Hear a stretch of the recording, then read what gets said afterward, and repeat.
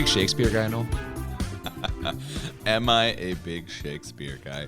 I don't dislike it. I think I've seen one or two of the performances at oh my goodness. Stratford, thank you. So I used to go to the Stratford Festival as a teenager, I guess, and I enjoyed those performances. Well, I gotta tell you, you haven't lived till you've seen it performed by a homicidal maniac. That's what I've learned from this movie. A very famous actor, homicidal maniac. Yeah.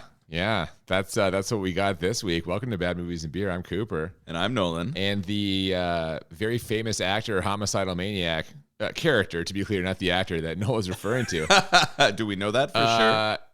I don't know. Yeah, I mean, he is a bit of a horror legend and god. Yeah, it's Vincent Price. And the movie we are talking about today is Theater of Blood. What'd you think about this one, Noel? So this is my very first Vincent Price movie. Which is crazy to me. I know of. There might not be true. His voice, I definitely recognize.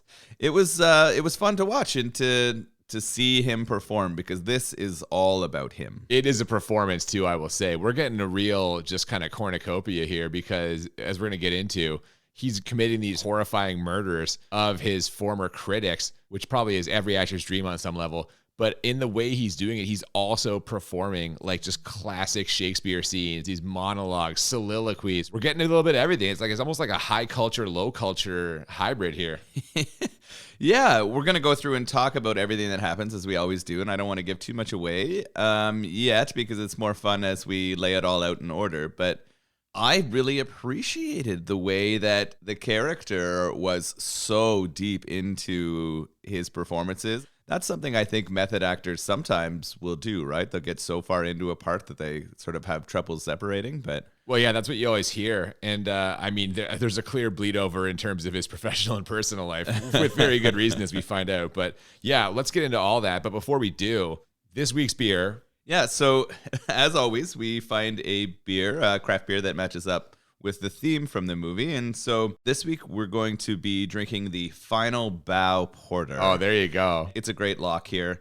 This beer's from Overflow Brewery. They're out of Ottawa, Ontario. I think we did an Ottawa brewery already this season with Beyond Just the Pale. last week. Yeah. That was last week, yeah. I think you bought me a 6-pack of beers from Overflow and gave them to me a while ago, and I enjoyed the ones that I went through. I think I even had one of these, but it's been a while, so I'm excited to try this again.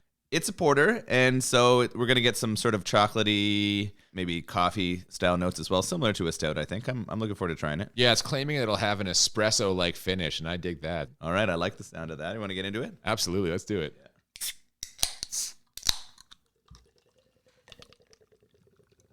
Okay, so we begin with some grainy black and white footage of Shakespearean performances in between the credits. Now, because this is like a 1970s movie, we're still getting that kind of old thing where it's like you get the full credits before the movie, you know what I mean? Which is really so different from today. It was really interesting, and having no context for Vincent Price, I was like, when is this movie made? What are we about to watch? Is this black and white and we're going to have to read? Yeah, you're a little bit concerned there for sure.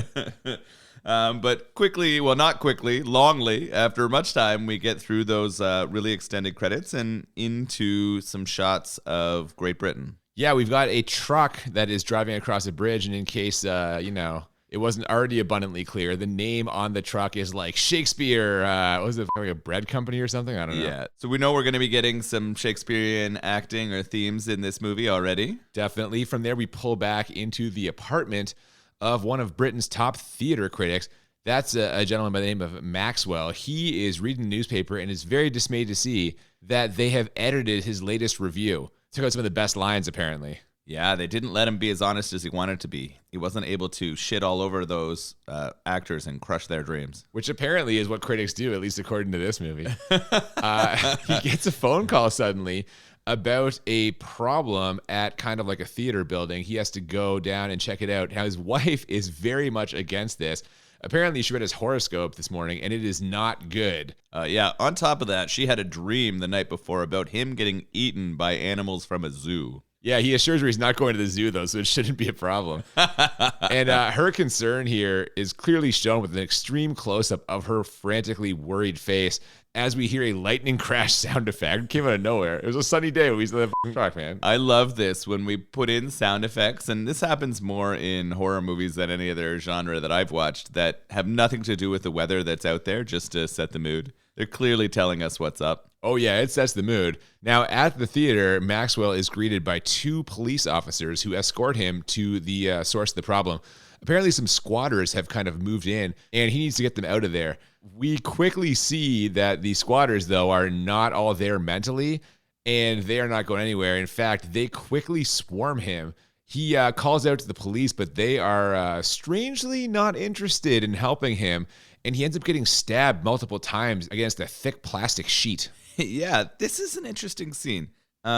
Very quickly, it's obvious that all of the extras in this movie have 0 acting experience. You were really down on these extras. I mean, they're supposed to be playing like drunken, homeless people, down on their luck people. Deranged. Yeah, but like they all have mental illness issues, and like they're all drunk all the time. They're always drinking some weird purple drink. It's so strange.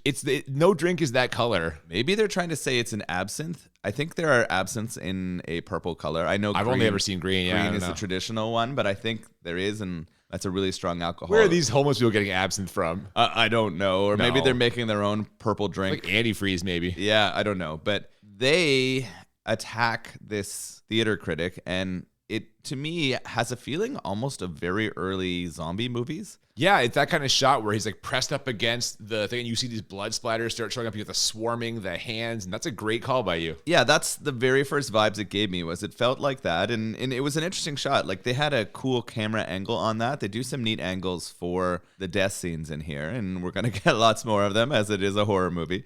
But what do we find out after we see that theater critic get stabbed a whole bunch and then eventually crash through that plastic sheet you were talking about? Yeah, he gets to the sheet and he starts stumbling towards one of the officers. He's still kind of hoping for some assistance, but the officer quotes Shakespeare to him before pulling off some heavy stage makeup.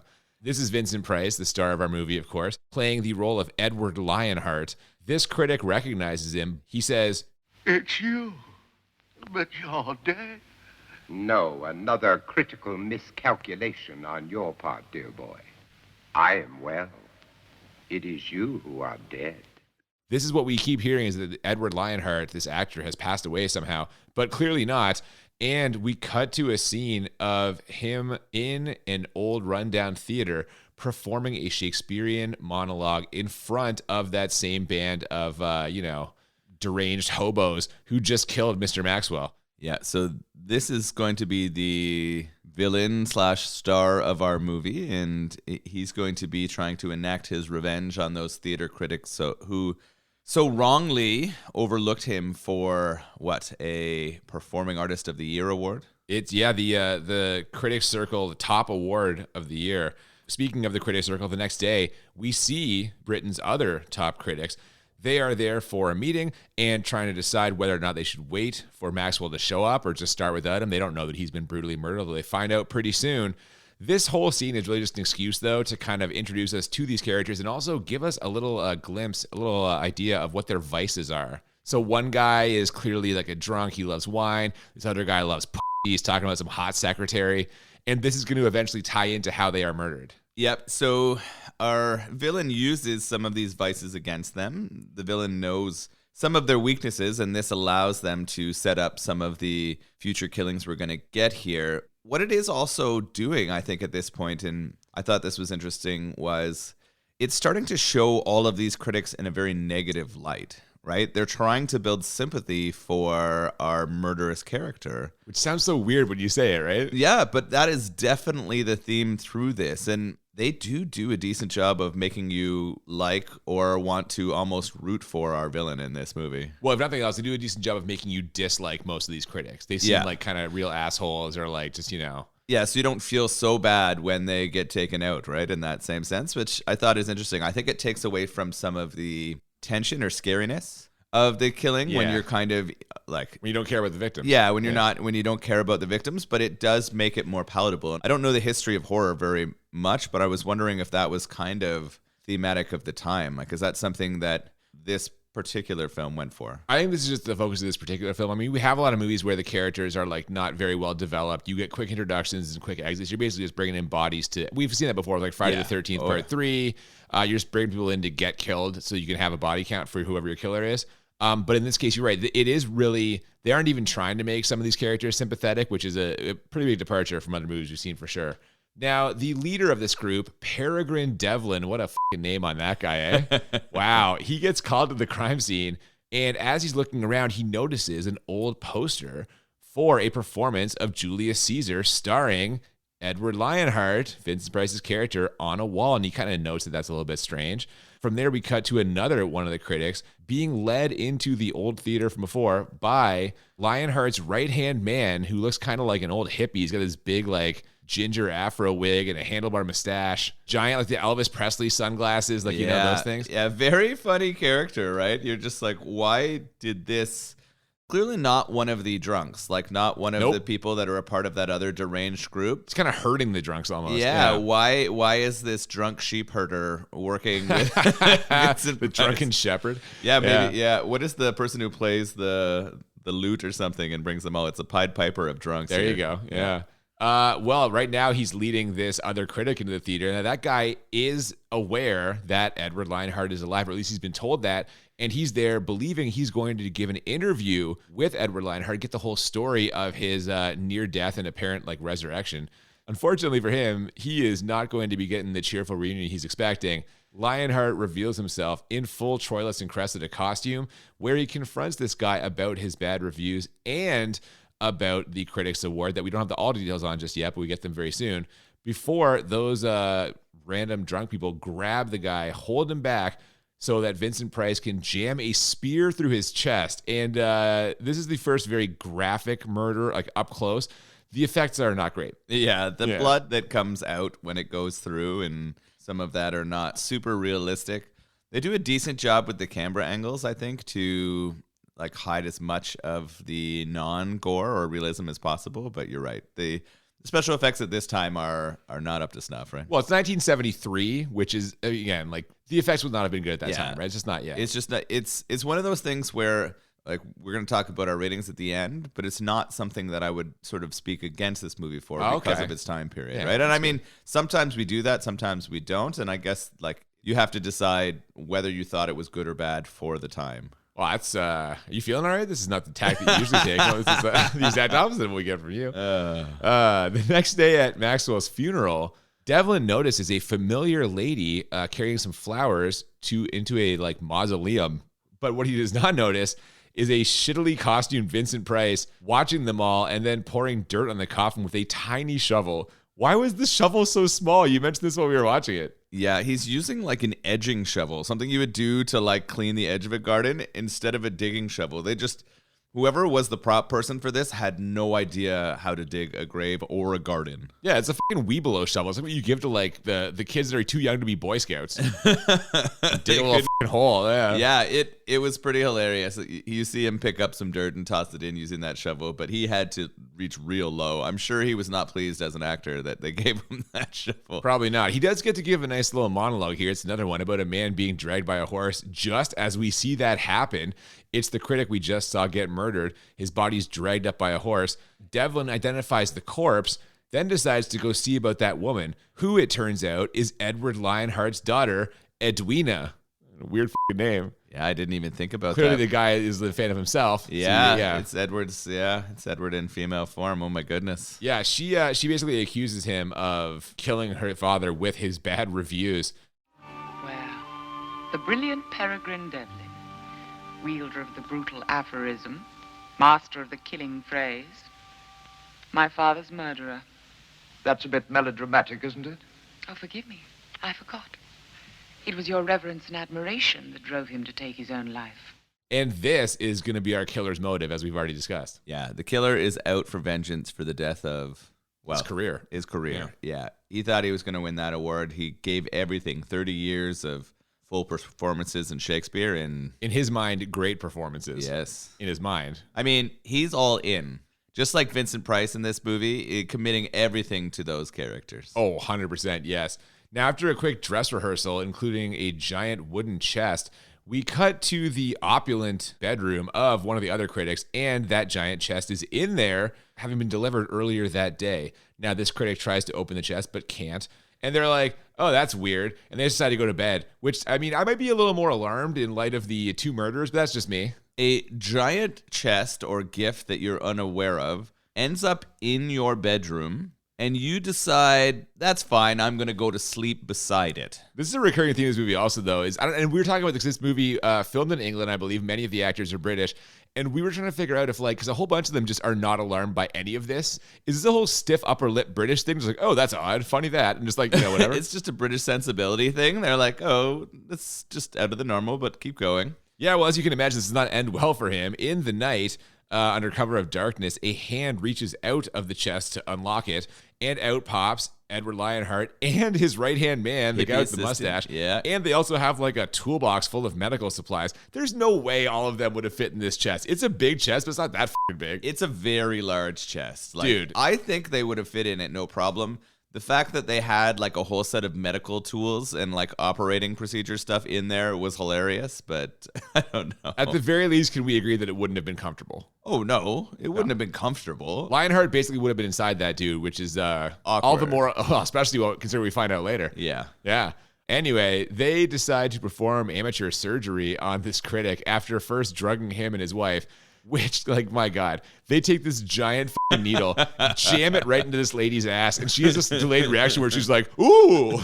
It's so ridiculous. Well, and they thought it was so funny that they do it again later in the scene when she starts to wake up. Yeah. Oh, my gosh. This whole scene is fucking hilarious. Like, they saw off the dude's head. There's blood spray everywhere. The woman's starting to wake up again, and they're drugging him, and then in the morning, the maid comes in, sees this guy's dead body, screams, faints, falls on the ground. The head rolls off the bed and lands beside her. Then she comes to after fainting and looks over, sees the head, screams and faints again. It's fucking hilarious. This is a comedy scene. This scene was tremendous. Yeah. I laughed a lot. This was one of the better comedy scenes in the entire thing. Mm-hmm. There was some other comedy in it, not a ton, but this felt intentionally comedic, and the timing worked out really well. Well, the stuff with the maid, my God. We immediately got confused, though, after this, because inexplicably, that same head, the dude's head, suddenly is just outside of Devlin's door, which how? Yeah, this was a continuity mistake. Gotta be, right? Right? Like, this is a mistake. They wanted to do one thing. That head scene was just so hilarious, they had to include it. But they also wanted to somehow transition to Devlin, who seems to be the sort of head critic, the one that they're all kind of pointing back to. We know that he's in charge of the circle, yeah. He's going to be the one that we come back to at the end of this thing, right?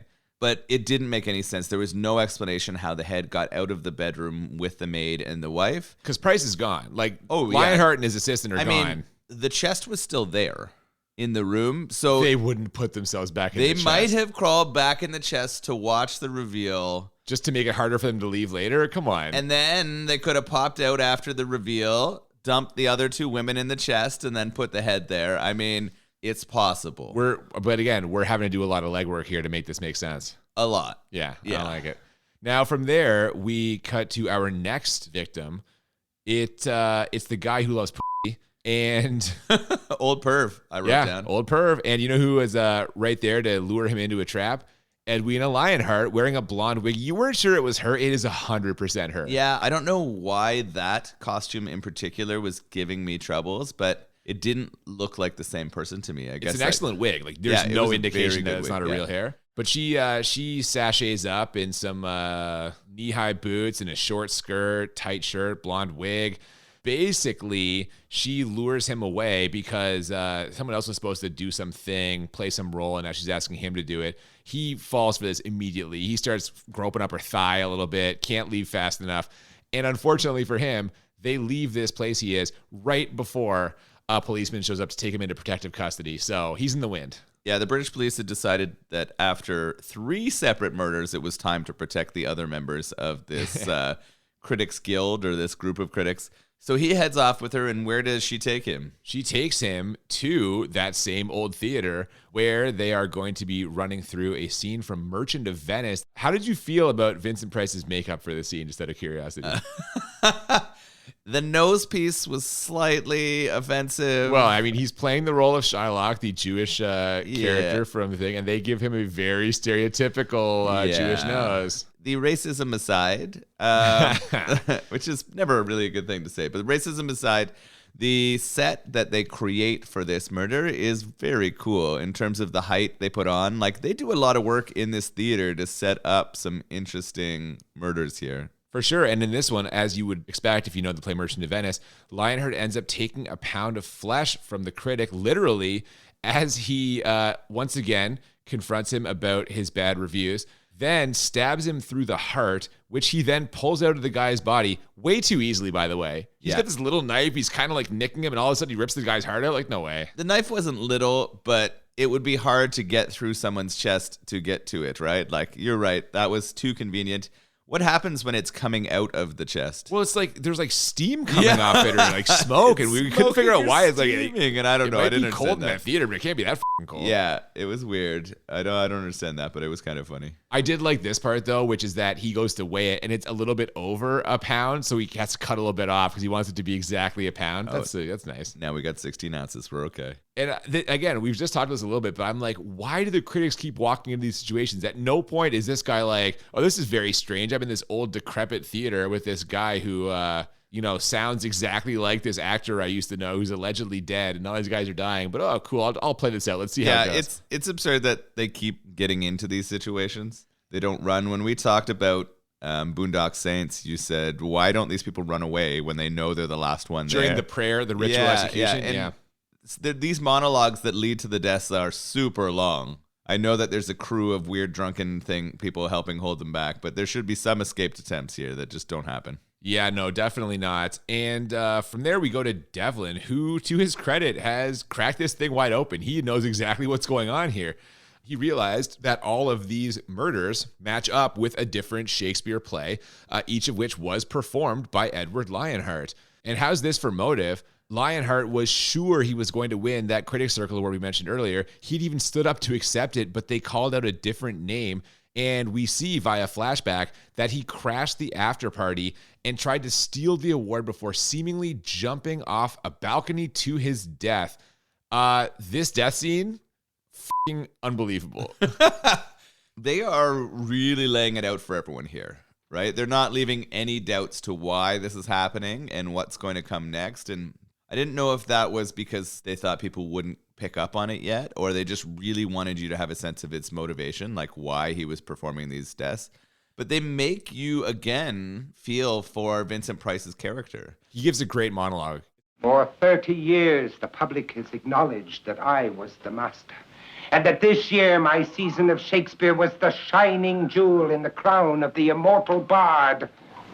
But you, with your overweening malice, give the award to a twitching, mumbling boy who can barely grunt his way through an incomprehensible performance. No, it is mine. It's fucking incredible. Yeah, he comes in and has a wonderful monologue to these critics, and they laugh at and make fun of him. And they even laugh and kind of make fun of him as he's clearly like in trouble on the edge of a balcony on the edge of the building where they're having their party.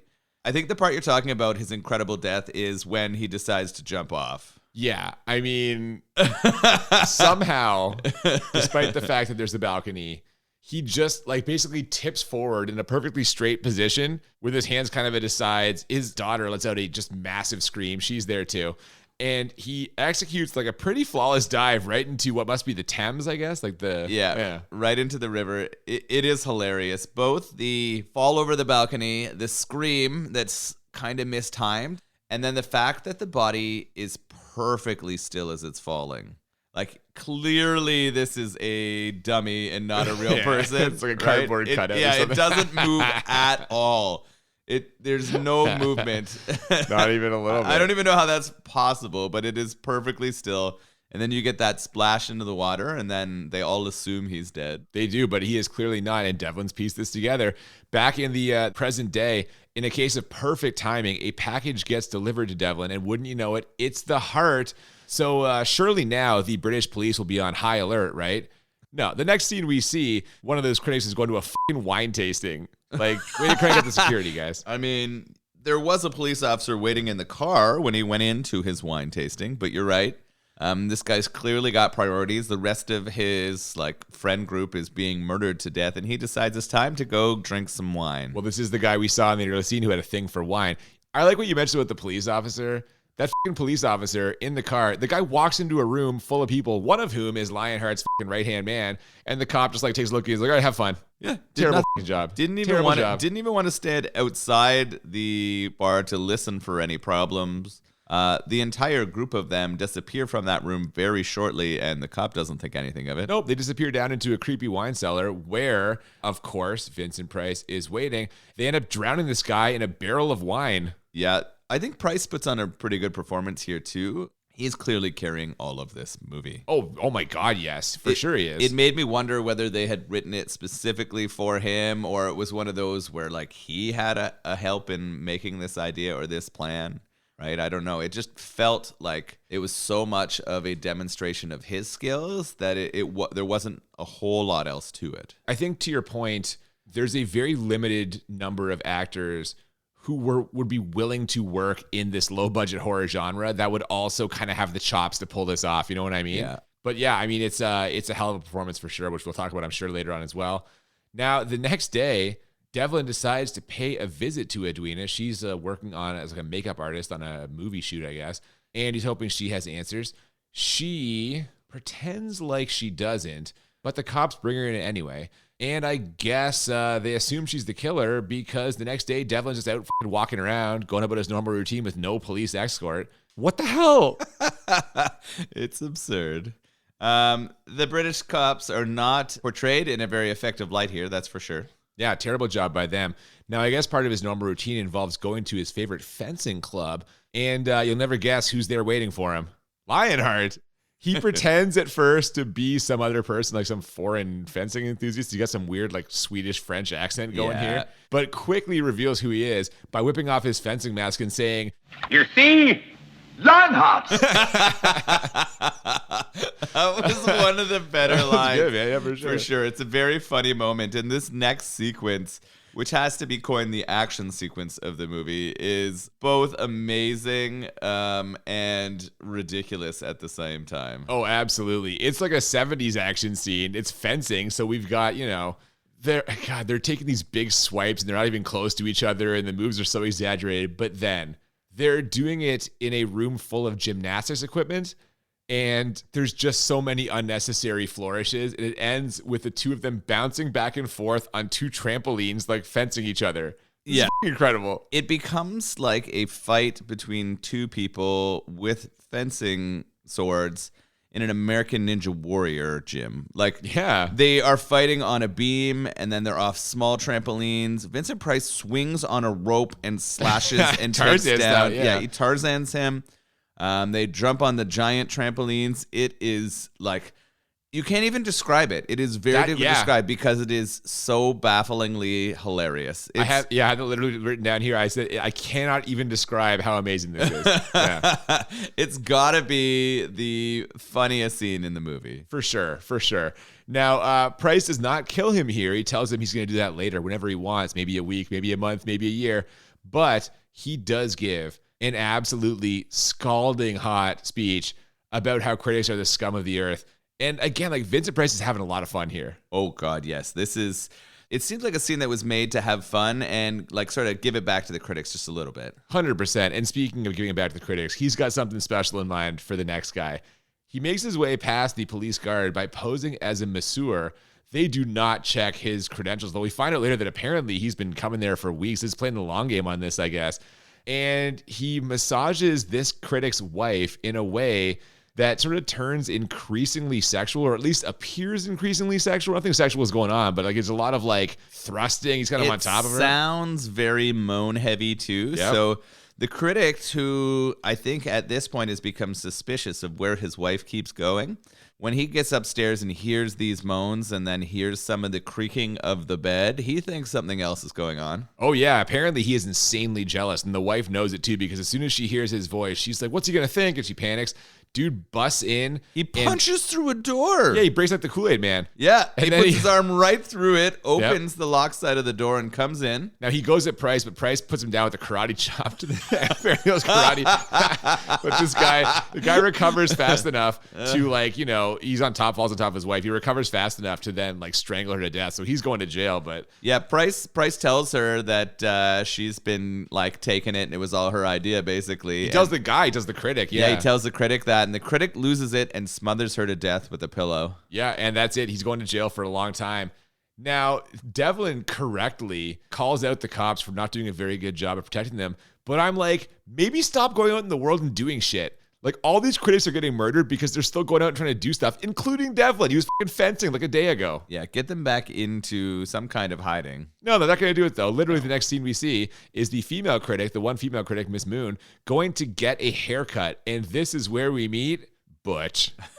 This is by far the best of Vincent Price's different personas in this movie. You think so? You weren't a fan of Butch? Come on. It was funny. It's incredible. It was really funny. This is his interpretation of a male hairdresser. Bringing her the newest hairstyling techniques from Gay Paris. Yeah, you mentioned Gay Paris. Yeah. He's putting on these kind of feminine airs. Giant collared shirt, very unbuttoned. Definitely telling her how it is, like very straight up talk, not sugarcoating anything. Nope. Flirting with the police officer in order to keep the police officer away. You just sit there, baby, and relax. She won't be long. And the way he kills her, he hooks up like her curlers to some electrical current. The lady's acting here where she's getting electrocuted is hilarious. The facial expressions, just it's really bad. And then we get all of this like smoke coming out, and the cop does nothing. The lights go on and off. There's this like weird buzzing sound, and the cop's just like reading newspaper. Doesn't care. He was busy reading the like bathing suit and underwear section of like a a mail-in ordering magazine. It's the fucking Sears Roebuck. Yeah, exactly. Yeah. Oh my God, man. So she's gone, and now there's only 2 critics left. The next day, Edwina summons Devlin to her movie set to tell him that her father is in fact alive. He contacted her last night, and that he wants her to meet him. And I'm not shitting you, Devlin offers to go with her. This is a questionable move, I feel. Like, what's this guy fucking doing? I mean, Devlin seems to be the one working with the police, though, so he says he's going to come alone and not worry about it, but I think he's smarter than that. Well, we do see they kind of set up a sting. Before we get to that, though, the other critic who's left besides Devlin, this guy is a very, also kind of a flamboyant guy, dog enthusiast, loves his dogs. There's 2 poodles, I think, that he dotes over. They're kind of with him everywhere, and he calls them his children. Yeah, his babies. The cops have his place surrounded, but Lionheart has a plan. He dresses up one of his crazy goons in a Vincent Price Halloween mask and has him drive by to lure all the cars away. And I mean literally all the cars. They all leave. No one stays on scene. They all just chase after this van. After about 7 minutes of Austin Power 3-point turns. Oh, yeah. All those cop cars getting each other's way. They're like all honking. It's ridiculous. So he effectively gets them out of there, and they all rush into the house. The critic isn't there, though. What are they rushing into the house to do? They're going to stage a cooking show called This Is Your Dish. And they're also going to murder his dogs and put them into some meat pies and then feed them to him. Which I guess is part of the plot of one of the Shakespeare plays that... someone eats their children. Yeah. In a pie. Mm-hmm. Right? And so pretty dark days. And these dogs are this critic's children. So the critic gets home, surprised to find This Is Your Dish in his kitchen, but he's excited. He is. And he's very much enjoying the meal, having the time of his life, until Vincent Price pulls the lid off one of those big serving dishes to reveal the severed heads of his 2 poodles sitting on top of the second pie. He tells him he's eating his fucking dogs. It is dark, I agree. And then, not only does he find out he's been eating it, he then gets laid up on the table where they get a very large metal funnel and start jamming more of the pie into his throat. It looks like one of those old-timey, like, those big megaphones they would use on, like, film sets in, like, the 1940s? Yeah, that's good. Yeah, good comparison. And they just shovel the food in there. He's just constant, like, the dog, which, there's 2 pies. It didn't seem like there was that much food. But I guess maybe they had more food they were pumping into him. They were big pies. They had very deep dishes. I don't know. It was enough. There was enough material there to choke for sure. Yeah, or his stomach explodes, or I don't fucking know. Either way, he's dead. So, 1 to go. It's Devlin. He goes with Edwina to meet her dad, just like he said he would. And there's cops all around. Like we say, he's kind of set up a sting. And they're waiting to pounce. But unfortunately, so is Lionheart, as he has one of his goons knock out Devlin and put him in a different vehicle, while Edwina drives Devlin's car and the police officer hidden in the trunk onto some train tracks. This part, it sounds horrible to have a man get killed by a train smashing into his car, but you and I were laughing the whole fucking time. So the reason why we're laughing is because they don't show this. We have over the radio, the police radio, which somehow this policeman is brought with him in the trunk of the car. Yep. We have him describing the scene to us as he's about to get smashed. And this police officer is not particularly bright. No, he just thinks they're near a train track. He's like, I hear a train whistle. Yes, I can definitely identify it as a train. Just like and then all of a sudden you hear the crash, and that's the end of it. And the look on the intercom's face who's receiving this message is just like, oh, you fucking moron. He's kind of impressed with the guy. Oh, yeah, man. So that's that. When Devlin wakes up, he sees that Lionheart has recreated the set of the Circle Critics Awards from the year he didn't win, complete with members of his entourage there wearing giant papier-mâché masks of the dead critics. This reminded me of, oh my goodness, I don't even know if you're going to know this reference, but there is a Shia LaBeouf video where these people like put on these big papier-mâché Shia LaBeouf heads, and it's all about Shia LaBeouf like hunting down and murdering someone. Okay. It almost made me think that the Shia LaBeouf thing was a reference to this film. I mean, nothing's impossible. I kind of thought the fencing scene in Die Another Day might have been a reference to the fencing scene here in the fucking club with, Yeah, it's very possible, for sure. I don't know if it's very possible. I mean, maybe. It's potentially possible. So they're gonna relive that night again. He's going to give one more chance for Devlin to right where he was wrong. Yeah, he threatens him with a good old-fashioned blinding if Devlin won't give him the award, but Devlin refuses to change his original ruling and begs Lionheart to think of what he's doing to his daughter. And this is where we get the big reveal. The weird hippie fro mustache person was his daughter all along. Yeah, it explains the weird, like, high-pitched voice the guy was speaking in. And, yeah. I mean, you called it earlier. I called it earlier, but it took me longer than it should have. I recognized the voice first as a problem, and then over time I was like, wait a minute. But yeah, by this time, I'm sure everyone who watched the film has figured it out. Yeah, no, I don't think we mentioned at any point, but his daughter is played by Diana Rigg, star of the original Avengers show, and the Bond girl from On Her Majesty's Secret Service, the one that he marries, and from Game of Thrones, the old lady from the what family was it? The Tyrell, not Marjorie Tyrell, the Tyrell matriarch. Yeah, the like grandmother queen, legendary woman. British actress Diana Rigg. Bit of a low point for her career-wise, perhaps, but yeah. Oh, I did not know that. That's she does a good job in this. She does a very good job, yeah. So before Vincent Price, oh, by the way, we have to talk about the machine he rigs up to blind Devlin. You mean the belts with the thing that rolls down because a rope is letting out sand and raising? Yeah, sandbag as it loses sand raises up, and the two knives that are far, far wider than the width of Devlin. Yeah, they're not going to, probably for the safety of the real actor, I'm guessing. But like it slowly slides down towards him. Before this can happen, though, we hear sirens in the distance. The cops have found out where Lionheart is. So he fires off a quick toast to the end of a great season and starts setting the building on fire. We're getting close to our final bow here. This is it. He's about to take it. Now, his entourage refuses to help, though, despite the impassioned pleas of his daughter, Edwina, telling them to help their master. But this all culminates with one of them braining her with the Critics Award, which ends up killing her. This is weird. I mean, I know they have to wrap things up, but it was funny that getting hit in the back of the head with that took her out. I mean, it's possible it could.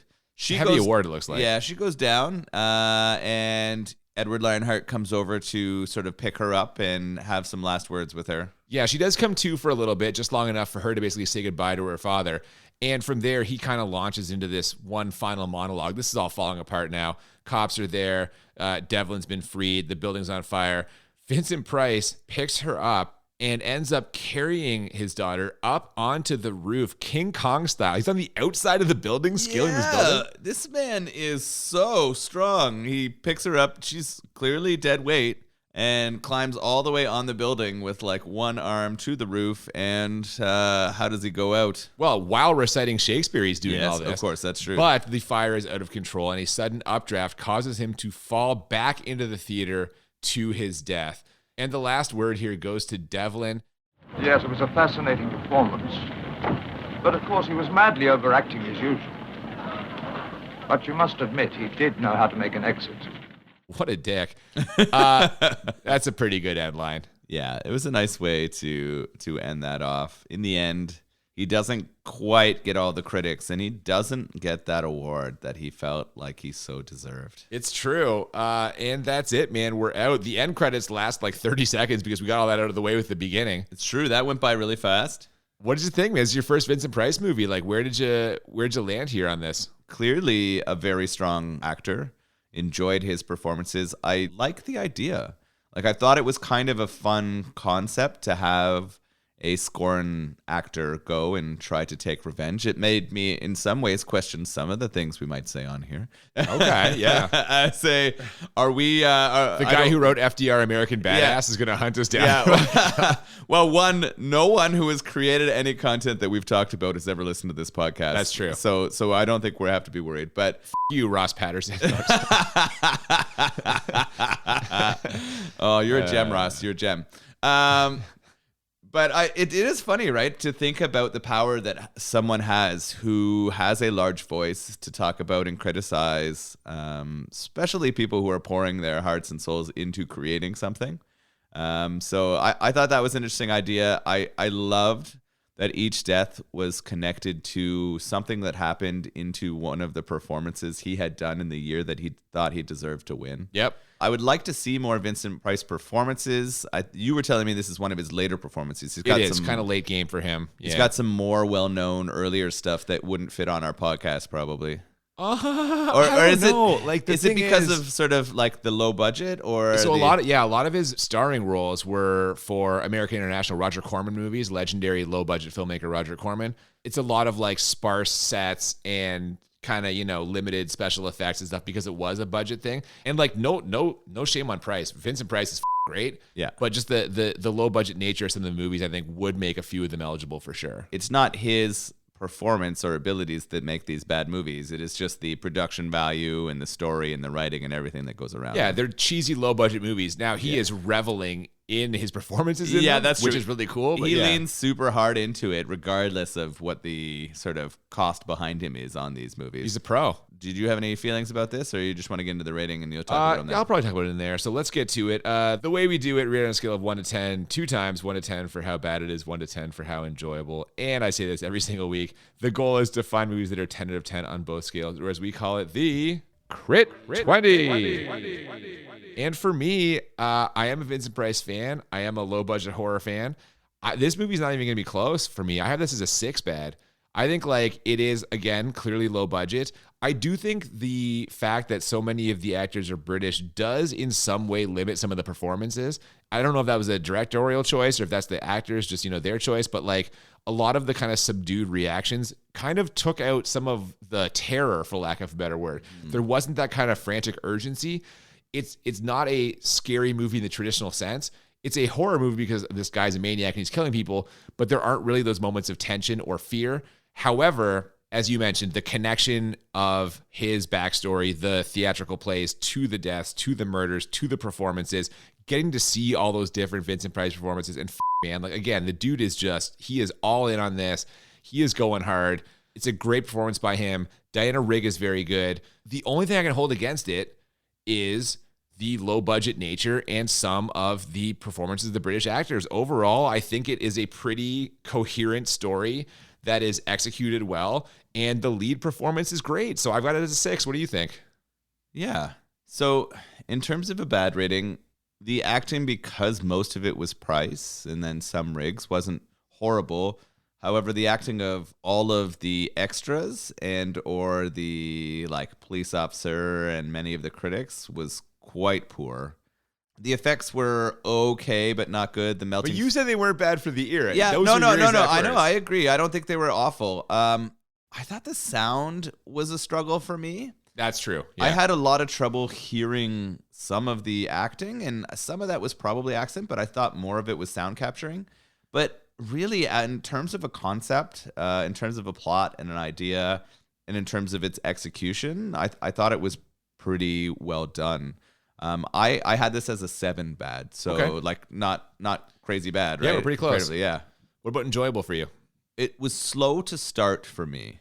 I mean, the first killing was kind of neat because it felt kind of like that zombie movie feeling, and it was interesting, and it was kind of frenetic and fast.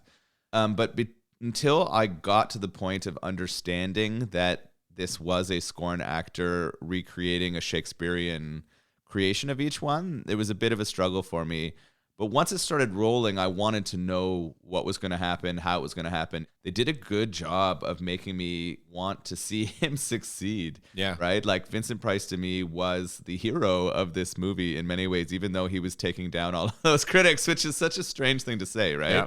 It wasn't scary in any way, not thrilling in any like I way. said, but it's not, yeah, it's not. And I don't think that's the intention. No. Right? I don't think at the time that was what was intended. So I did enjoy watching it, and it would make me want to watch other Vincent Price films. I gave it an 8 enjoyability for me because it was such a learning experience for me too about what that was. Well, we're gonna be close in this one too. I have it as a 9. Now, I am a huge Vincent Price fan. Like I prefaced before we even did this episode, that's the case. And I think you touched on something important, which is it does start out a little bit slow for sure. For me, it starts picking up once we get to the murder of the dude who's all about the ladies. Mm-hmm. That one there where like he's in the theater, they take the pound of flesh, and from there we started gaining steam. We get that, we get the fencing, we get the scene with Butch, we get the scene with the dogs. You're right. I don't have it as a 10 kind of because of the slow start and because of some of the other actors, their performance that I already mentioned. But Vincent Price is he's just putting on just a masterclass here, right? Like he is just chewing up the scenery in a way that fits who his character should be. He's supposed to be this megalomaniacal. They refer to him always as overacting. And so he's dialed up to 11, but that fits the character and he does it in an interesting way. He's a really interesting performer and there's no one else like him. And this just shows so much of his range and his ability. And for me, it's very enjoyable. I can't go full 10, but I've got it as a 9. Love the movie. And I also love this beer. Final bow. It's very tasty. What a great porter. Easy to drink. We've had 2 weeks in a row of dark beers that were absolutely on point. Yeah, stout last week and the porter this week. And this one, you always talk about like the notes. Oh, the chocolate. I got some notes out of this. And I got the chocolate. I got the kind of coffee taste. Yeah. There you go. This is awesome. I mean, are we going with a theme here in the second half? We're going to be kicking it dark beer style. I mean, it is kind of a winter beer theme, but we'll have some other stuff. But I think it's just a coincidence we have these 2 back to back. Yeah. But no, really smooth, like you said, and flavorful, and yeah, it does kind of warms the stomach a little bit. I'm looking forward to having some more beers from Overflow Brewery. You're a big IPA guy, and a lot of their like best selling beers are IPAs. So, and they're pretty good. Like even as someone who's does not like IPAs, I enjoy some. We better wrap this up. I agree. Shit faced. Oh man. I turn my washroom into a theater of bar flavor.